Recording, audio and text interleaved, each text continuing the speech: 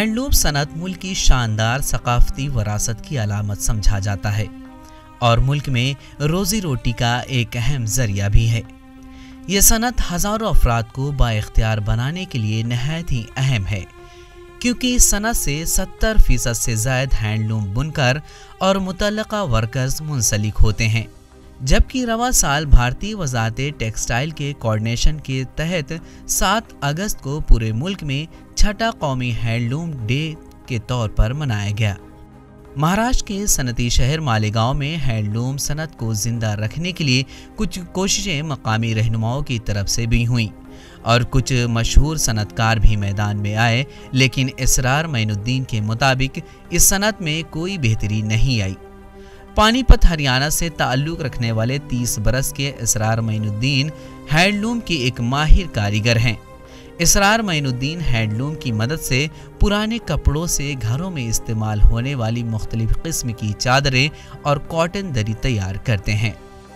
इसरार मैनुद्दीन का कहना है कि रियासती ताउन की कमी और कम आमदनी ने इस सनत को मुतासिर किया है। हम लोग जूने कपड़े की दरी बनाते हैं जो घर में इस्तेमाल होती है, और जो पैर वगैरह पोंछने के लिए बनते हैं, और सोफ़े वगैरह पे डालने के लिए, ये अपना गांव के अंदर 4 व्हीलर गाड़ियाँ हैं उनके ऊपर डालने के लिए, सीट के ऊपर वहाँ पे, और मस्जिद की सफ़ जो चटाई की जगह अब इस्तेमाल हो रही है।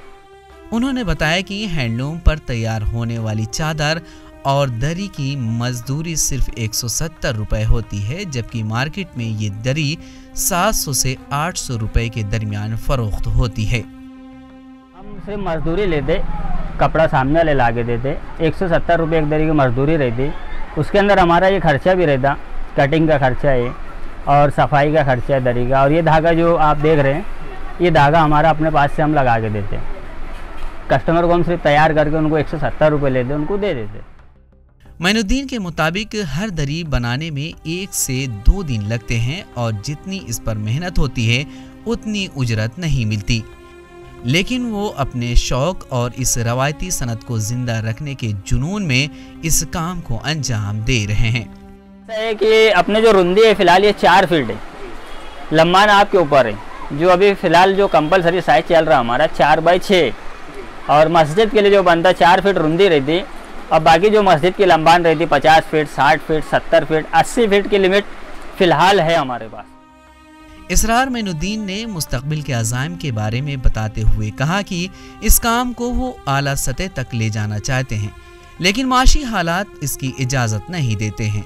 अगर हुकूमत या मकामी रहनुमा उनकी माली इमदाद करें तो वो इस काम को बहुत आगे ले जा सकते हैं और इस सनत के ज़रिए लोगों को बेहतर रोज़गार फराहम किया जा सकता है।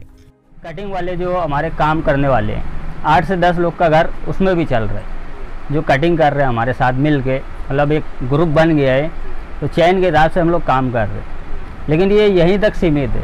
हम ऐसा सोच रहे कि इसको आगे बढ़ना चाहिए, मालेगांव के अंदर ये चीज़ आनी चाहिए, जो कि हरियाणा के अंदर ये सक्सेसफुल है। जब वहाँ हो सकती तो यहाँ क्यों नहीं हो सकती। अपना जो किदवाई रोड है वहाँ पे ज़्यादातर माल सब हरियाणा से आता। अगर जो हमको सपोर्ट मिले तो हम खुद वही माल अपने मालेगांव के अंदर भी तैयार कर सकते हैं, लेकिन हमको सपोर्ट मिलना चाहिए। जैसे हमारे जो बड़े हैं, आमदार साहब है, कोई भी लीडरान ले लो, लेकिन हमको सपोर्ट नहीं मिल रहा है।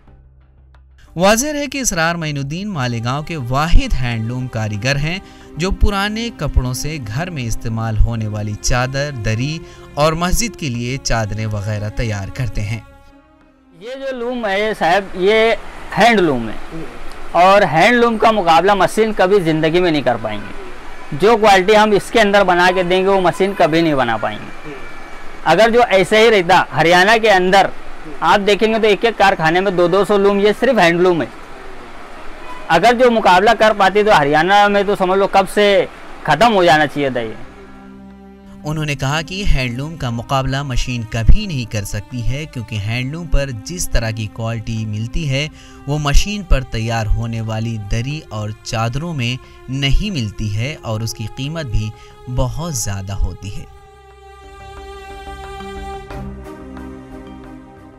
ईटीवी भारत के लिए मालेगांव से अब्दुल्ला अंसारी की रिपोर्ट।